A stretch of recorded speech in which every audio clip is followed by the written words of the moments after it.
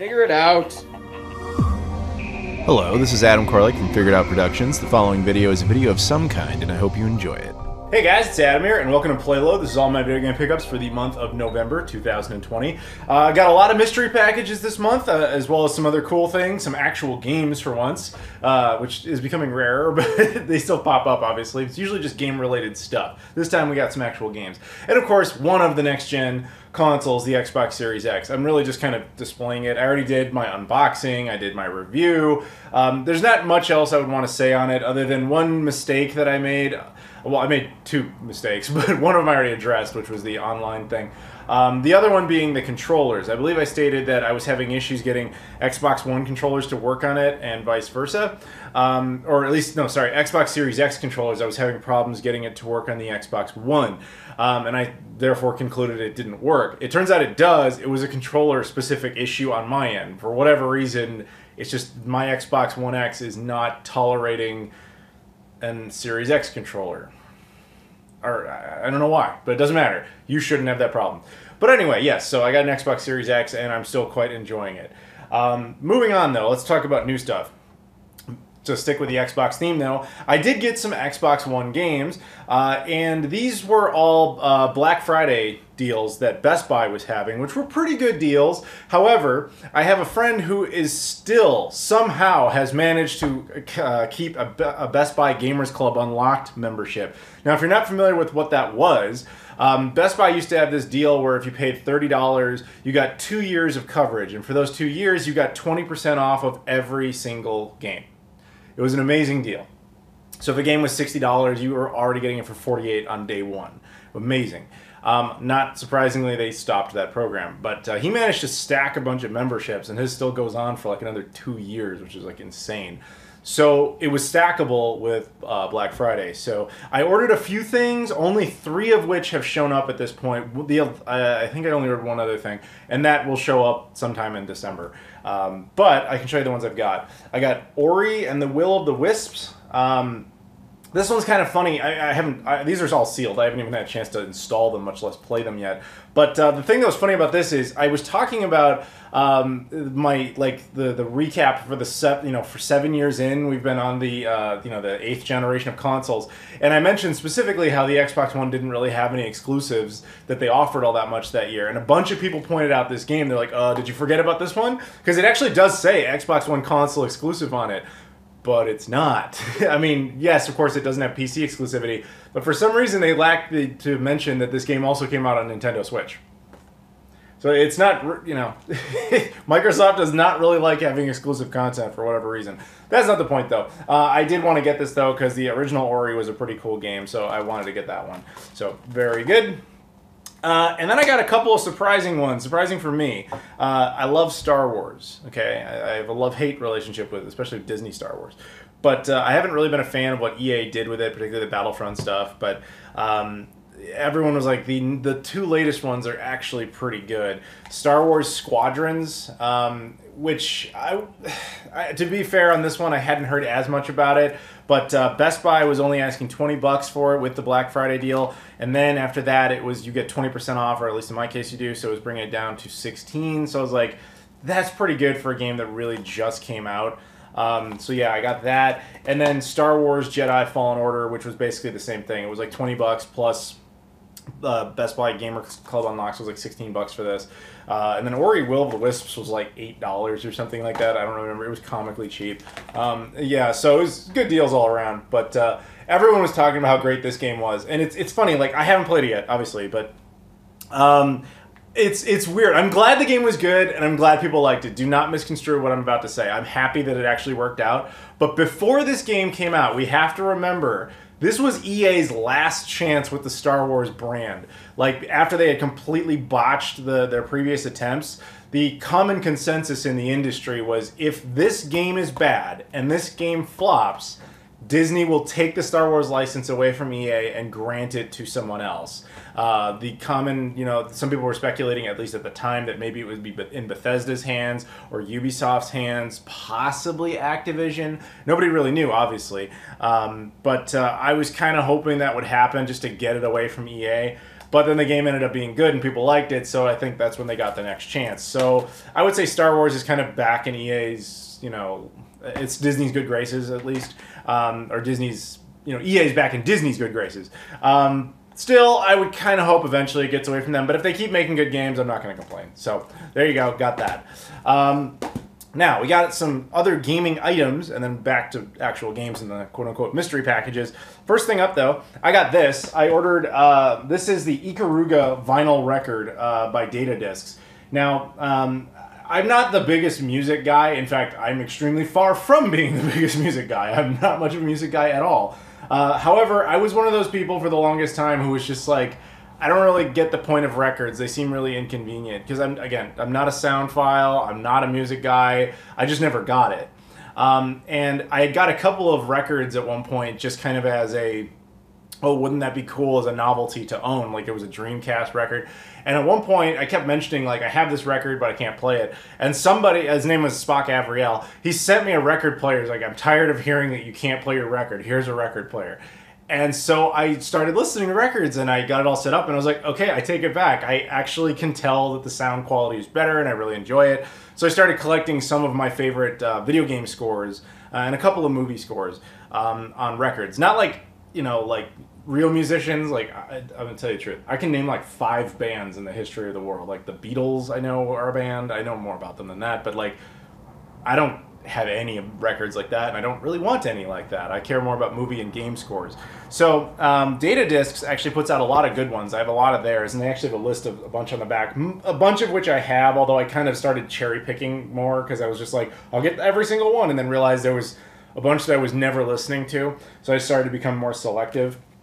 But this one I did actually want. Ikaruga is an awesome game that I played, you know, back on the Dreamcast originally. I have it for the GameCube as well. There's an Xbox 360 version, which I think is backwards compatible on Xbox One and Xbox Series X now. So it's like you can play that game pretty easily now. And the music in it is really good. I remember noticing that even like when it first came out, I was like, wow, this is really good. So when I found out they were doing this, I was all over it. So I bought it, and I even tweeted about it because I was like, hey man, they deserve support. And they responded like, hey, thanks, you know. So very cool to get that. Moving on though, we do have some random packages here. And well, they're not really that random. The first one up is, at first I had absolutely no idea what this was. And then I had to do some digging before I was like, wow, okay. So we'll go ahead and open it up here. And hopefully it turned out well. Put that over there. This came from the UK. It is a new Sega Dreamcast game called Flea. Now, the thing about this game is, let me go ahead and take it, open it up here. This was done by a guy named Alistair, at least I think I'm pretty sure that's what his name was. This is copy number 173 of 200. At least it's labeled on the back. Now, the thing is, the only, like, when he messaged me, he was like, hey man, I made a new Dreamcast game, and, you know, I hope you can give it some, like, a video. I'd love to do that. And I asked him, like, is the game on a press disc or a CDR? And he's like, it's a CDR. I couldn't do a full print run. So I had to be completely honest with him, just like I am with you guys. I said, like, look, man, I have to draw the line. It has to be a press disc. Otherwise, like, that opens the door to like a bazillion games, and I can't possibly do videos on every single one of them. However, he did take the time to still do the rest of the artwork and everything, so I told him I'd at least, you know, just show it to you guys so you guys could see it. But no, I'm not going to be doing a full video on this particular game. But yeah, the game is called Flea, and if you're interested in seeing any gameplay or any more information on it, I'll put a link in the description. You can go ahead and check it out. But it's described as following. Flea is a challenging platformer with an intriguing backstory. Play as Henry, the hyperactive flea who just can't stop jumping. Navigate the beasts and collect blood to get to the heart of the problems. Sports VGA, one-player controller, standard controller, compatible with Paladin and TSC. It's region-free. But yeah, very cool. Thank you very much to Alistair for hooking me up with your game copy of Flea. Now, moving on, we have some other packages here. And the next two are, I think, both Dreamcast related. One definitely is, and the other one, I'm going to keep it real. I'm not totally sure, but we'll figure that out together when we get there. But this one, I know exactly what it is. So this one, let's see, this comes from Videogames New York. Now, Videogames New York is obviously it's the store in New York. I've been there many times. I usually go there whenever I get the chance to get into Manhattan, because the guy who runs it, Dan, is an awesome dude, and I always just pay him a visit. But he's also one of the things I give him mad props for is he's like the #1 distributor of new Dreamcast indies. So those are the ones that get pressed releases. That's like the big difference between those newer games as opposed to, say, Flea, where again, Alistair made this and then he printed it onto a CDRs. I mean, yeah, he did cover art and everything, but this wasn't produced in a factory. Whereas, I'm just going to keep it real with you, this was. This is a brand new Sega Dreamcast game called Arcade Racing Legends. He seems to have sent me 2 different versions. One is looks like the standard version, and one is the Road Trip Edition. If I recall correctly, the Road Trip Edition has a bonus music soundtrack. Now, here's the thing. I'm not going to talk too much about this game because this one I actually do intend to do an entire video on. But what I will say is this was a Kickstarted back game. It was a passion project racing game.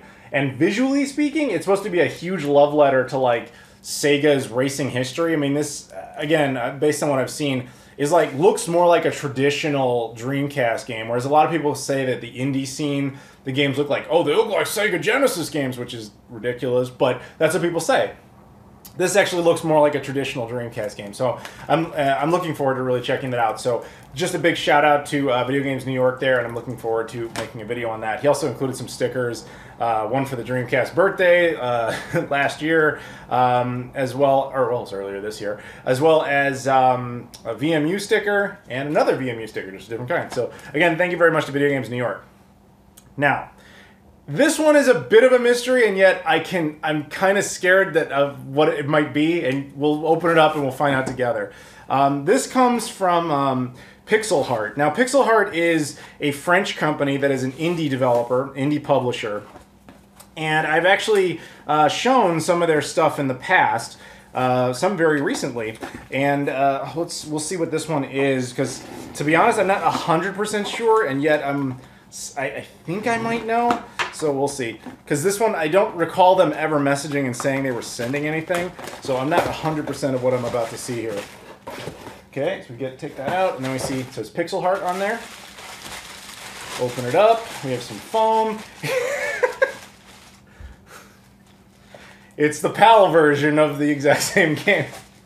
That's what I thought it might be. So they do Wii U releases. I did videos on them. They do Switch stuff, and obviously they do Dreamcast stuff. So this was done by Josh Prod, as I mentioned. I don't think I mentioned him before, but so basically this was not intended. You just saw we have the Dreamcast versions for North America, both regular and collector's edition with the bonus CD, and I guess we got the PAL edition. Now I'm just gonna keep it real with you. I knew the Videogames New York one was coming, and that's, I actually never requested both copies. Dan just kind of was like, you just sent them both. I didn't expect this one. But it's done by Josh Prod, his name is Phil. The guy who actually runs the company name is Phil. And he typically sends me this stuff. I guess we just had a miscommunication. I didn't know he was going to be sending me this. Sorry, Phil. Either way, that'll be good for that video when we get around to it. We'll have all 3 in there. So we'll have the 2 American editions plus the European edition. Now, when you're looking at it and you're like, European edition, so like I need a PAL Dreamcast or NTSC, it actually doesn't matter. It's purely cosmetic. It'll work on any model of the Dreamcast. And incidentally, the North American version is also the Japanese version. The manual is just reversible, so yeah, I guess you can essentially see all 3 versions in the same video, which was totally not intended. So I'm serious when I say I had no idea what Pixelheart was actually sending. I was wondering if it would be this, but they had also kind of mentioned they might be sending some Switch games, so I thought maybe it was that. I found out at the exact same time as you guys. So there you go. Either way, thank you to both Videogames New York, and thank you very much to Pixelheart directly. So, moving on, we have another package here. This one comes from Stoneage Gamer, and this stuff will also be getting its own video, so I won't be talking too extensively about it, but this is some cool toys, let's just put it that way. Pop it open here. Inside, there we go, wrapped up. We have, this was on layaway for quite some time, but I'm super excited about it. This is the Super SD System 3.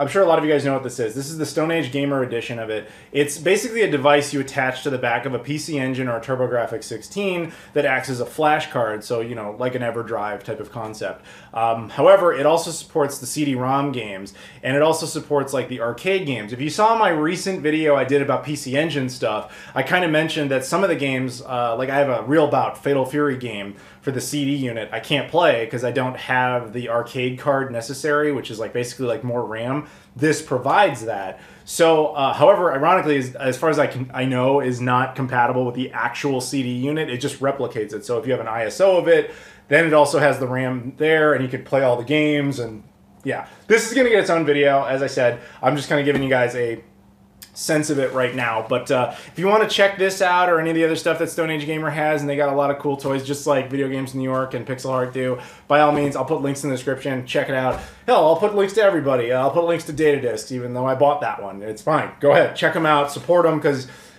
this type of stuff is niche, and we're a niche community, but we got to support each other. So the other thing that they sent my way, though, which is also Dreamcast related, and we'll also get a video, is the Mode. Now, I know a lot of you guys know exactly what this thing is, but in case you don't, here's the elevator pitch version. This is an ODE that is the multiple ODE. It's or multi-optical disc emulator is what that's short for.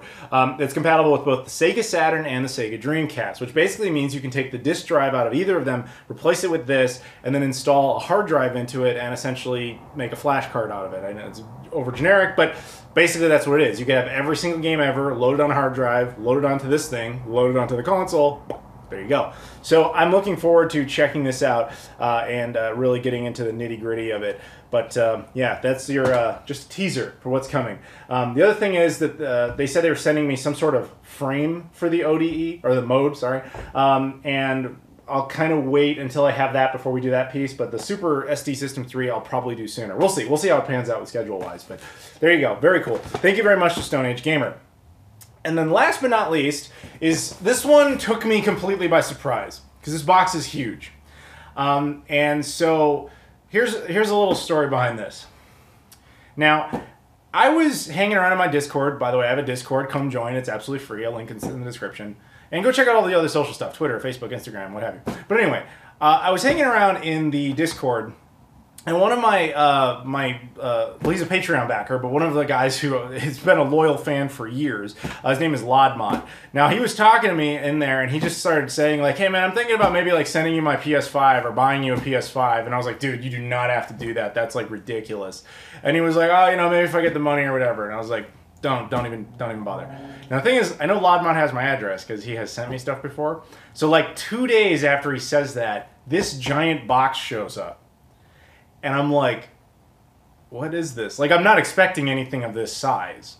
And I know what you're thinking. You're like, dude, there's no way. Come on. Why? Why would some guy just buy you a PS5?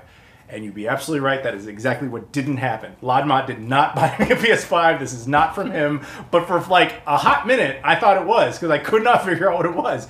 Then I realized what it is. And let me show you. I don't mean to, like, this is just like a bonus thing. This is actually kind of only semi-game related, but it is interesting nonetheless, I think. So let's take a look. But yeah, sorry to disappoint everybody. It's not a PS5. I do not own a PS5. I want one. Haven't been able to find one yet, although I intend to get one at Best Buy whenever they restock. Now, that's a lot of packaging to get all the way down to a much smaller item.